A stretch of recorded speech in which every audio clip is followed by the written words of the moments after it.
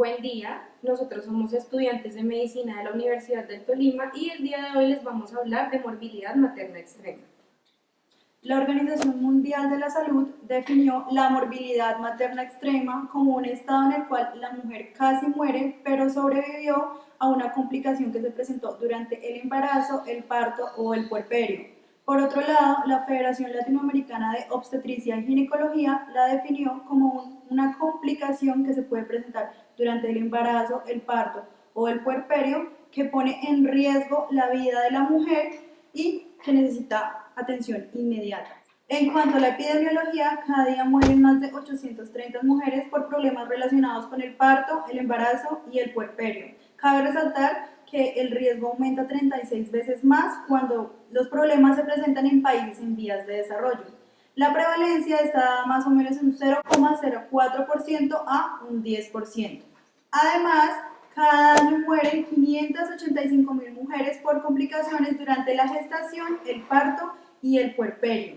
En el año 2019 se notificaron al sistema Civigila 23.544 casos de morbilidad materna extrema y la razón de morbilidad materna extrema está en un 36,3% por cada 1.000 nacidos vivos. En cuanto a las 5 entidades territoriales con una mayor razón de morbilidad materno-infantil, tenemos al Chocó con una incidencia de 60,4 casos por cada 1.000 nacidos vivos. También encontramos a Bogotá, Bichada, Cartagena y Cauca. El seguimiento y la vigilancia de la morbilidad materna extrema ha sido considerada por los organismos internacionales como una estrategia clave para disminuir la mortalidad materna. Se considera un evento trazador de la calidad de la atención obstétrica y el control de los casos también nos va a permitir crear planes integrales de acción. Una de las ventajas, a diferencia de estudiar la mortalidad materna, es que va a ocurrir con mayor frecuencia, es anticipatorio de la muerte y la gestante va a ser nuestra principal fuente de información, ¿sí? La gestante sobreviviente. Esto hace que los análisis sean más confiables, más cercanos a la realidad y que las lecciones aprendidas sean útiles para generar dichas intervenciones y que éstas sean más efectivas. En el siguiente esquema podemos encontrar todo el espectro de morbilidad en la gestante. Entonces, por un lado tenemos los embarazos que no tienen ninguna complicación y por el otro ya complicaciones desde las que no amenazan la vida, otras que ya son potencialmente peligrosas en las que vamos a encontrar la morbilidad materna extrema y estas situaciones van a requerir una intervención oportuna y eficaz para que no haya un desenlace fatal, ya sea la muerte de la madre o también de su bebé. Si bien el embarazo pone en riesgo a todas las mujeres dentro de esta morbilidad materna extrema, algunas mujeres tienen mayor riesgo que otras en tanto su mortalidad y su morbilidad. Dentro de esto tenemos la edad, en donde mujeres mayores de 40 años tienen una tasa de mortalidad mayor de 4 a 5 veces si las comparamos con mujeres de 20 años. Esto debido a que aquí hay un aumento de sus comorbilidades a esta edad y actualmente tenemos más accesibilidad a tecnología de reproducción asistida. En cuanto a la raza, las mujeres negras tienen de 3 a 4 veces más probabilidades de tener una muerte relacionada con el embarazo que si las comparamos con mujeres caucásicas, asiáticas e hispanas. En cuanto a la obesidad, un índice de masa corporal mayor de 30 me genera mayor riesgo de apnea del sueño, diabetes gestacional, enfermedad cardíaca, preeclampsia, eclampsia, cesárea y trombosis venosa. En comparación de los partos vaginales con los partos por cesárea, vamos a ver que los últimos se asocian más con una hemorragia, un tromboembolismo venoso y una infección. Además, la tasa de cesárea ha aumentado y con ello también la incidencia, en donde vemos más placentación anormal, como placenta previa o placenta acreta, que tienen un riesgo aún mayor de hemorragias y de histerectomías. El Fondo de Población de Naciones Unidas considera determinantes sociales como la pobreza, la educación, las diferencias de género y la menor accesibilidad a la planificación familiar como factor de riesgo. Otros factores de riesgo como el uso inadecuado del control prenatal, el abuso de sustancias, las comorbilidades médicas que tenga la persona, trastornos hipertensivos del embarazo, problemas previos del embarazo y una etnia india también se asocian dentro de estos factores de riesgo. En cuanto a los criterios para identificar un caso como de morbilidad materna extrema, inicialmente la OMS en el año 2004 planteó los primeros criterios en los que se definían unos criterios clínicos, unos criterios de laboratorio y otros de manejo de la gestante. Posteriormente, la OMS permite que cada país o región identifiquen cuáles son sus criterios libremente de acuerdo a sus características como el desarrollo y la posible atención que pueden brindar sus instituciones.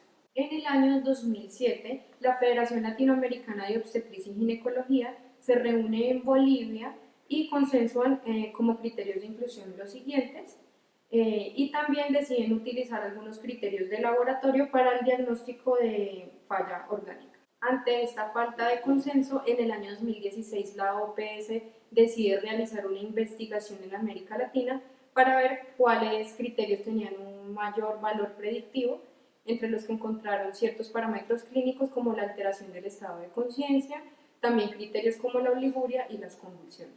En el año 2012 iniciamos aquí en Colombia a identificar los casos de morbilidad materna extrema y se hizo utilizando los criterios de la OMS.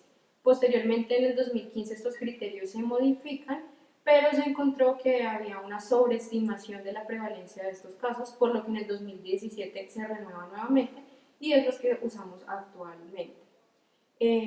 Estos se van a dividir en tres, los que son relacionados con la disfunción orgánica, en los que encontramos la falla cardiovascular, la falla renal, la falla hepática, cerebral, respiratoria, falla de la coagulación o relacionado con alteraciones hematológicas. En el siguiente grupo están ya las relacionadas con enfermedades específicas en las que encontramos la eclampsia, la preeclampsia con criterios de severidad, la sepsis, la hemorragia obstétrica severa y la rotura uterina. Y por último, los criterios que están relacionados con el manejo, en donde solo tenemos la necesidad de procedimiento. Okay, ahora vamos a ir desglosando lo anteriormente dicho en estos componentes. Entonces, primero tenemos los criterios de disfunción orgánica, dentro de los cuales tenemos la disfunción cardiovascular. Esta disfunción cardiovascular, en sus características clínicas, se va a caracterizar por una ausencia de pulsos periféricos o una hipotensión por 30 minutos, asociado a cualquier tipo de choque, ya sea séptico o hipovolémico de cualquier etiología. Vamos a tener una presión arterial sistólica menor de 90 milímetros de mercurio, una presión arterial media menor de 60 milímetros de mercurio, con una disminución de la presión arterial por debajo de 40 milímetros de mercurio. También podemos tener un índice cardíaco mayor a 3.5 litros por minuto y un llenado capilar mayor a 2 segundos. Dentro de los laboratorios podemos ver un lactato mayor de 5 micromoles o 45 miligramos sobre decilitro y una acidosis grave con un pH menor de 7.1.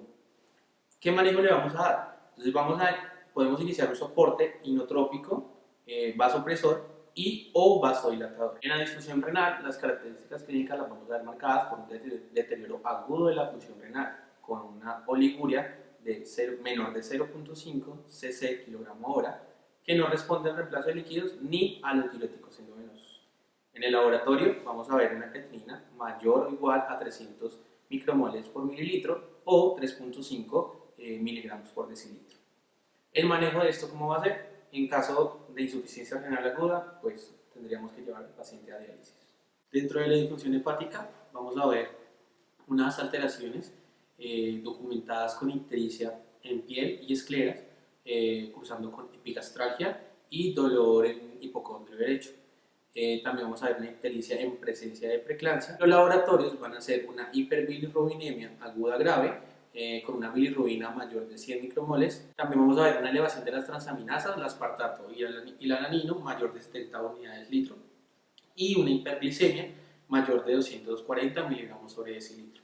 Ahora bien, las alteraciones a nivel cerebral, podemos ver un estado de inconsciencia prolongada o coma mayor de 12 horas, también acompañado de signos de focalización, tales como afasia, paresia, anosmia, ceguera, disartria, dismetría, ataxia, alteración asimétrica de los reflejos tendinosos profundos o también aparición de reflejos patológicos.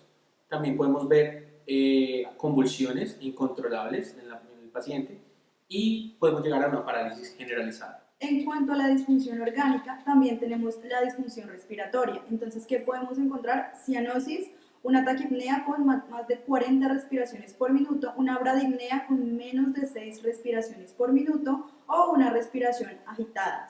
En cuanto pues a los criterios clínicos, ya tenemos que habría una saturación de oxígeno menor al 90% y también una PAFI menor a 200. Luego encontramos pues ya los criterios a nivel hematológico, la disfunción hematológica. Entonces vamos a encontrar, por ejemplo, la coagulación intravascular diseminada y también alteraciones en la formación de los coágulos. ¿Qué vamos a encontrar a nivel de laboratorio? Entonces puede haber una plaquetopenia marcada menor de 50.000 y signos de hemólisis. Entonces, ¿qué vamos a encontrar ahí? La lactato deshidrogenasa va a estar elevada, mayor a 600, y el fibrinógeno va a estar menor a 2. En cuanto a los criterios de manejo, entonces lo que puede ser es que van a presentarse cirugías inesperadas que no tienen nada que ver en cuanto a cesárea ni parto. Y finalmente, para las enfermedades específicas tenemos ya lo que es la eclampsia, que es la presencia de convulsiones sin que la paciente tenga antecedentes de eclampsia ni tampoco trastornos neurológicos. Continuando con los criterios, vamos a hablar de lo que son los criterios de preeclampsia con severidad. En cuanto a la clínica, tenemos que se pueden presentar alteraciones visuales como fotopsias, amaurosis o escotomas. La tensión arterial, entonces la sistólica la vamos a tener mayor a 160 y la diastólica la vamos a tener mayor a 110.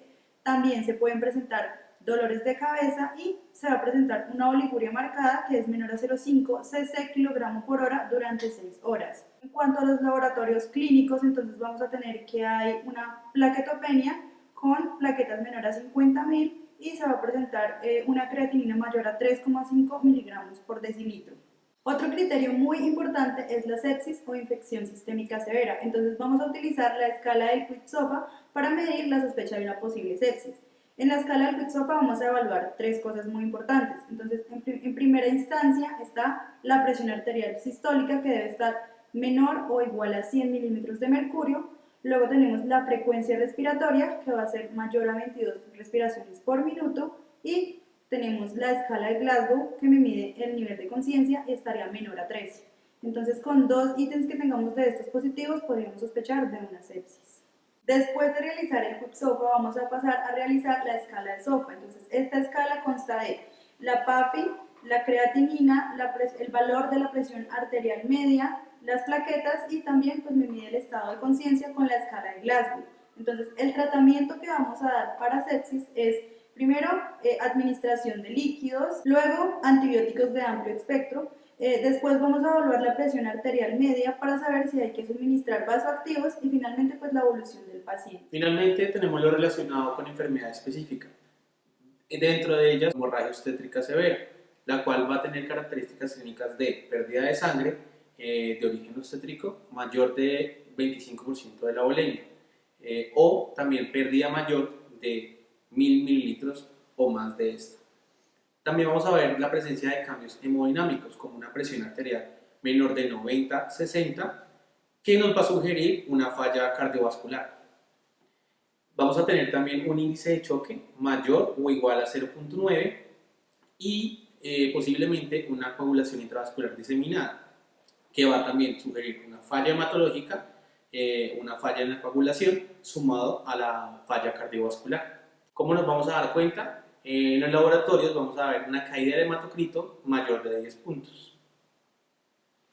Dentro del manejo de la hemorragia obstétrica severa vamos a tener en cuenta los signos de choque. Estos signos de choque van a estar por encima de la cantidad de sangre o el volumen sanguíneo que haya perdido la paciente. Siempre vamos a tenerlos en cuenta y el más severo de estos nos va a dar la clasificación. ¿Cómo los vamos a clasificar? Como un choque compensado, como un choque leve, un choque moderado o un choque severo. Entonces, de acuerdo a esto, vamos a dar el manejo con una reposición de líquidos. En donde en el choque leve vamos a dar una reposición de líquidos de 3.000 a 4.500, en el moderado de 4.500 a 6.000 y en el severo vamos a administrar más de 6.000 de líquidos y también, si es pertinente, la administración de hemoderivados. Para finalizar, en el año 2011 la OPS creó el Plan de Acción para acelerar la reducción de la mortalidad y la morbilidad materna en América Latina y el Caribe. Este plan constó de 4 estrategias básicas. La primera, la prevención de los embarazos no deseados y todas las complicaciones derivadas de ellos. Segundo, el acceso universal a los servicios de maternidad. Estos deben ser asequibles y de alta calidad. Tercero, recursos humanos calificados. Y cuarto, información estratégica para la acción y rendición de cuentas. Otro punto importante de este plan es el fortalecimiento de todos los sistemas de vigilancia, que deben ser permanentes. En nuestro país, el Ministerio de Salud y Protección Social ha implementado múltiples estrategias, entre ellas el modelo de vigilancia de la morbilidad materna extrema. Esta va a comprender desde la identificación de los casos, el recolección y análisis de la información, hasta la creación de indicadores. Esto con el fin de identificar los factores de riesgo, las características individuales, también las características del servicio de salud, del medio social y cultural, donde se identificaron los casos de morbilidad materna extrema, para así desarrollar medidas correctivas y preventivas. Otro punto muy importante es la prevención de complicaciones y la reducción de demoras, las cuales se han visto específicamente en 4 momentos. 1, en el reconocimiento del problema. 2, en la toma de decisiones y en la acción. 3, en el acceso a la atención como tal. Y 4, en su calidad. Se ha realizado un estudio en el que se evidenció que ciertas patologías como la hemorragia posparto y los trastornos hipertensivos presentaban demoras en cuanto a la calidad, y otras patologías como las hemorragias de la primera mitad del embarazo y la sepsis presentaban demoras tanto en la identificación de los casos como en la toma de decisiones. En cuanto al seguimiento de las pacientes, este protocolo de vigilancia en salud pública nos recomienda hacer un control a las pacientes después del egreso hospitalario, de 48 a 72 horas después, también a los 42 días y finalmente a los 3 meses. Muchas gracias.